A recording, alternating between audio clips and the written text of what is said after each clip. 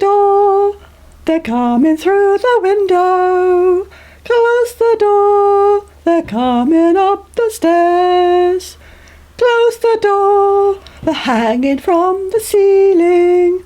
Those are everywhere. Hello. Well, I'm still obsessing about the bloody alien invasion. I'm also obsessing somewhat about my health. And I have a couple of things to report on. I have this heart murmur, a soft systolic murmur, the consultant described it as, and I was told I had a referral to get an echocardiogram. But I knew that the local hospital has a several-month waiting list for that sort of thing, and so I was quite surprised yesterday to get a phone call from the hospital in the next town saying, we've been asked to take on some of the referrals and we can offer you an appointment next week. So I've got an appointment to get an echocardiogram next Tuesday afternoon, 4 o'clock. And I'm quite excited to know what's going on in my heart because it just thumps and jumps almost all the time, and particularly when I'm lying in bed, which keeps me awake and is rather disturbing because it usually makes me fantasize about dying of a heart attack or something, which may not be about to happen, but you can't help it, can you? And then the other thing is the nitric oxide, which I sent for. These are lozenges with tiny bubbles of nitric oxide encapsulated in them. And nitric oxide, so I learned from a video on YouTube, where else, has been discovered. I was going to say is supposed to, but apparently it has been discovered that nitric oxide is instrumental in lowering blood pressure, softening the walls of the arteries. And I was going to give this a scientific trial. The thing is, I've been checking my blood pressure ever since I discovered that it was too high last November, and I was put on blood pressure medication because obviously I wanted to see the effect. And I've been recording what happened. So from the 12th of December, for a period of about 4 weeks, it was 129/74 in the morning and 134/79 in the evening. So that's presumably because I'm taking the lercanidipine, because it was a lot higher than that before. From the 27th of December, the following 4 weeks, it was, that's only 3 weeks actually, 135/76 and 133/76. And then the next period of time it was 133/74, 133/77. So it seems to have stabilised around about 130/80-ish. And it would be nice to think I could stop taking the lercanidipine, but I don't want to stop taking it if it means my blood pressure is going to shoot up. But I also want to try the nitric oxide. And so yesterday I thought, right, well, I'll just suck a lozenge and see what happens. So I started sucking it about 11 o'clock in the morning. And after about half an hour, I thought, I better just check what's happening with my blood pressure. So I checked my blood pressure, and to my surprise, it was 98/62. So I thought, wow, I better not finish sucking this lozenge. I was about 2/3 of the way through it. I took it out of my mouth because I thought, this is a rather dramatic effect. And I checked my blood pressure again an hour later. It was 108/60. Again, an hour later, it was 106/65. And again, an hour later, it was 100/64. So it appeared to be remaining fairly stable at a good low reading for 3 hours in a row, which is interesting. So I thought, I'll leave it till tomorrow, which is now. And what I'll do is, I won't take the lercanidipine, but I'll maybe cut one of these lozenges in half because they seem to have quite a dramatic effect, and suck the half lozenge and keep checking my blood pressure to see what happens. So that's what I'm planning to do, and I'll let you know what happens. So let's get on to my other obsession about alien invasions or alien communications. I just can't help being fascinated by this because there's so much about it, so many different men with military connections swearing that they're telling the truth and talking about undercover operations that nobody knows anything about, where alien craft have been retrieved and retro-engineered, and there are covert organizations flying these things around our skies along with the genuine ones, and there are at least 16 different types of craft, and there are many different types of alien from different places. And how can this all be going on in our world contemporaneously, contiguously with our own little lives? And all we ever hear about it is now and again somebody says, oh, I can see lights in the sky, or somebody says, I was abducted and interfered with, but I don't want to talk about it because everybody laughs at me. How is this possible? So yeah, I can't help pondering over this and hoping that there's going to be some kind of disclosure, that if these people are keeping secrets, that they're going to be uncovered and we'll all know, is it true?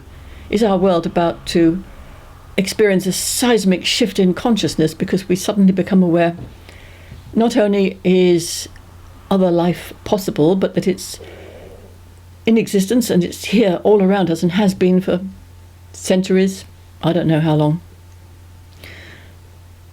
And I want to be there to see it if that happens, so I don't want to die of a heart attack quite yet.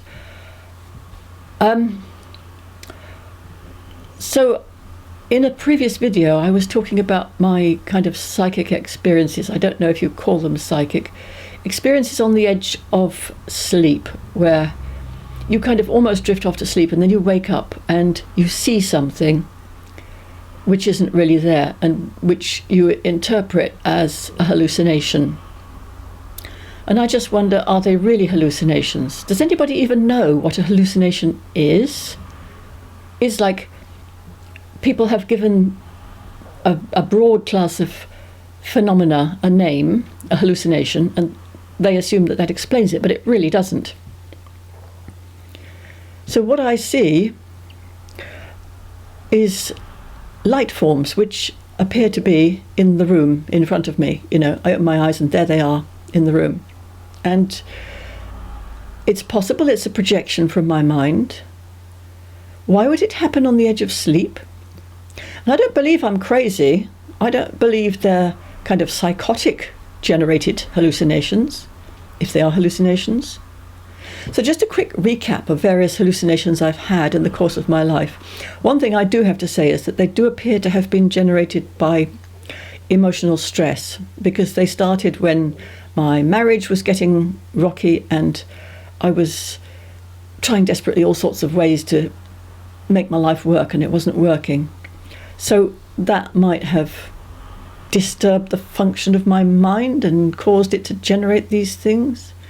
The first ones I saw, I would be lying in bed trying to get to sleep and I would realise I wasn't asleep. I'd wake up, open my eyes, turn over, and as I turned over I would see a kind of a light configuration on the ceiling, just a kind of a grey light, nothing really, in a particular form which I didn't have time to analyse before it would disappear. And then the next night the same thing would happen and I would recognise it was the same shape without really having time to analyse it still. So there were those. There was one occasion when I think I'd just got the notification that my husband was not coming back anymore, and I spent the whole night awake, lying in bed, going over things in my head. And just before dawn, I saw a kind of a light shining from the bottom of my bed, shining up from beyond the end of the bed. And I thought, oh, sod it, I've had enough of this, and I went to sleep without even trying to investigate it. And I assumed maybe it was some kind of guardian angel. And it's possible, you know, guardian angels may be aliens, beings from other worlds or dimensions who take an interest in us. So there was once when I was on holiday with my husband and family, and in Italy this was, I woke up, I'd actually gone to sleep, I wasn't on the edge of sleep, I don't think, and I saw the shape of a window projected onto the radiator of the room where we were. It was like oh, there's a light shining through the window. It's the shape of the window. It's kind of square. But it faded away, and when I turned around, it was obvious there was nothing that could come through the window. When my baby, it must have been earlier than that, because the baby was already 5 by the time we went to Italy. But when he was newborn, I had him in the bed with me. I woke up and looked at him, and there was a red light reflected off his head, it appeared. I assumed it was coming from the window, that there was a car with its brakes on outside, and the red light from the brake was somehow shining through the window and reflecting off my baby's head. And the light faded, and I looked out of the window, and there was nothing that it could have been. It just clearly wasn't going to happen that a light could shine through the window, reflect off my baby's head, and I'd be able to see it like that. And it was following the same pattern as the other things. As soon as I became aware of it, it kind of faded. So I was in a very spiritual phase at the time, and I assumed it was some kind of spiritual event that I didn't understand, and just something, one of those things that happen. And some other things that happened. Well, I went to a harmonic convergence camp where we did meditations towards the sunrise and tried to project peace and love onto the earth. And I participated in this for, I don't know, a good half an hour. I must have sat there meditating on love and peace and trying to project it into the world. And the next day I was in bed, and I woke up, and the whole room appeared to be bathed in pink light. I could see the details of the room reflected in this pink light. That was a fairly unique thing. It didn't happen again. And another one that was unique was I woke up and I saw above me, just hovering above me, a dark shape like a spider with lots of dangly legs. And as I looked at it, it moved away from me. It retreated, got smaller and smaller, and faded away. So, am I inventing these things? Are they coming out of my imagination? Which, if that's the case, I think my imagination must be a lot more vivid than I give it credit for. Anyway, so occasionally I have since then woken up and seen kind of one light or another on the ceiling. But there was one time when I saw lights at my daughter's house where I was not asleep. I was not in between waking and sleeping. I was in her bathroom, and I hadn't switched the light on because it was night time and I didn't want to disturb anybody. And I saw a blue light reflected off a pile of towels, and I thought, that's interesting. There must be something in the cupboard with an LED on it. And I looked for it, and there wasn't anything. And the blue light faded away. And I saw the blue light again on the landing, kind of on the floor, near the spindles of the staircase. And I looked around, and there was nothing that could be shining on it. It wasn't near any kind of electrical device. So it is again possible it was a hallucination, but what is a hallucination? Anyway, that brings us up to today. So I do have trouble sleeping, more so than I used to. And this morning I woke up at about 3:20, and I thought, sod it, I'm not going to go back to sleep. I'll have to go downstairs, get a drink, watch telly for a bit, which I did. And after a couple of hours of this, I said to myself, come on, let's go back to bed and see if you can go to sleep now. So I went back to bed, and immediately my mind started chattering about this, that and the other, grabbing onto ideas. It would not stop. And it took probably another couple of hours before it began to calm down and settle. And I began to think, well, maybe I'll get an hour of sleep before I have to get up. So I'm lying there with my eyes closed, kind of beginning to drift, and there's a flash of light through my eyelids.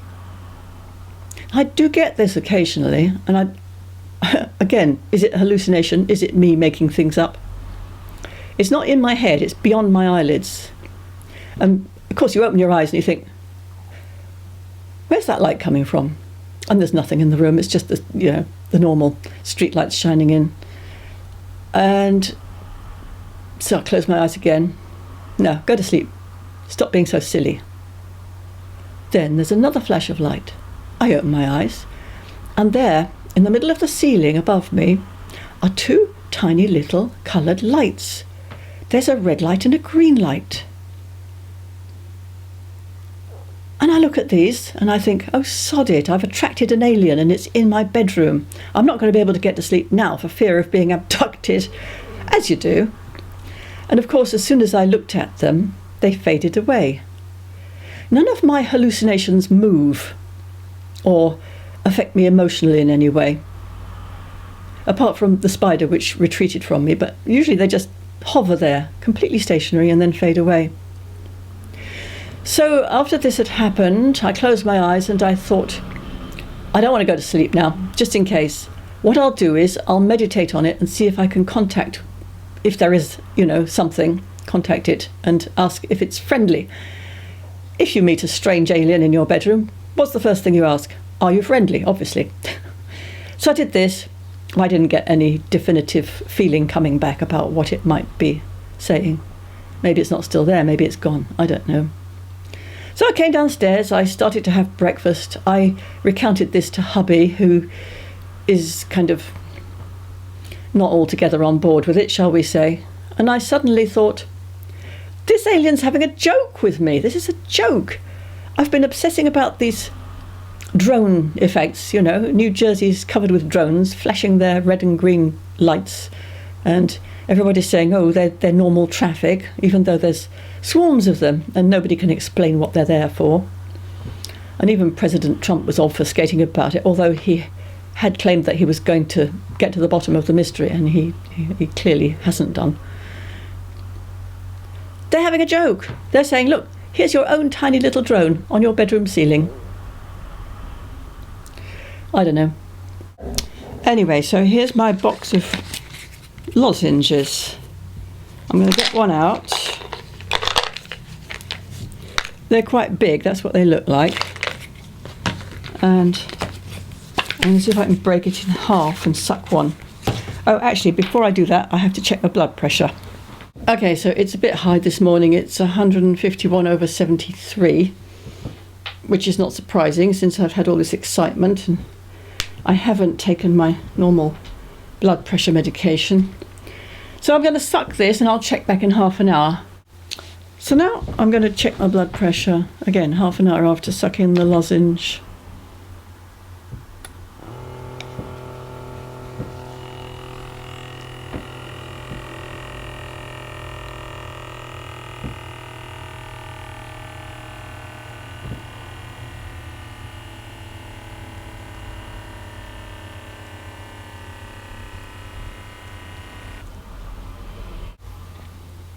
(149/81). Well, that's not particularly low, I wouldn't say. 1 hour later, and my blood pressure is 120/70, which is what always used to be normal for me, so maybe that's a good sign, but I'm going to check it again later. Well, what happened after I'd recorded all that was I continued to use the nitric oxide lozenges for 2 days, and for those 2 days I didn't take my locanidipine, and I recorded my blood pressure at regular intervals, and it seemed to me that although sometimes the lozenge would bring down my blood pressure, at other times it didn't. So maybe there are other factors going on there, not just the lack of nitric oxide in the system. But anyway, I didn't feel I could continue to rely on it in the absence of the actual blood pressure medication. And also, after sucking on these little pieces of lozenge, I'd ripped my tongue to shreds and it was quite sore, and I thought I need to give it time to recover. And maybe then what I'll do is I'll carry on with the blood pressure medication and use the nitric oxide as a supplement, maybe at bedtime, because I have noticed my blood pressure is higher at night, and see if that has any good effect. As for the obsession with aliens, I realised I was obsessing far too much. I'd be going to bed and these thoughts would immediately flash into my head. Oh, am I attracting aliens into my room? How can I stop them? How do I know if they're friendly? Blah, blah, blah. And I realised it's not healthy to carry on like that. I need to stop thinking about them and switch my focus for a while. Although I am still watching videos where people are talking about these visitations and things, I'm not making it the focus of my day. So what I really need to do, I decided, is to focus on my inner life, my essential, whatever you call it, my spirit being, if such exists, and we have to assume it does, and focus on increasing the love and the kind of good energy within myself.